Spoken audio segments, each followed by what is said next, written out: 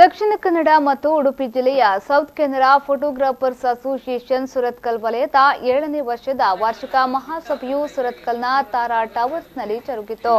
ಎಸ್ಕೆಪಿಎ ಸುರತ್ಕಲ್ ವಲಯದ 7ನೇ ವರ್ಷದ ವಾರ್ಷಿಕ ಮಹಾಸಭೆಯನ್ನ ಜಿಲ್ಲಾಧ್ಯಕ್ಷರಾದ ವಿಲ್ಸನ್ ಗೋನ್ಸಾಲೆಸ್ ಉದ್ಘಾಟಿಸಿದರು. ಬಳಿಕ ಮಾತನಾಡಿದ ಅವರು, ಸಂಘಟನೆ ಒಂದು ಉತ್ತಮ ಬಾಂಧವ್ಯವನ್ನ ಮೂಡಿಸುತ್ತದೆ. ಸಂಘಟನೆಯಲ್ಲಿ ಸಿಗುವ ಗೆಳೆತನ ಬಾಂಧವ್ಯ ಬೇರೆ ಯಾವುದರಲ್ಲಿಯೂ ಸಿಗುವುದಿಲ್ಲ ಎಂದು ಹೇಳಿದರು. ಸಂಘಟನೆ ನಮ್ಮನ್ನು ಒಗ್ಗೂಡಿಸುತ್ತದೆ.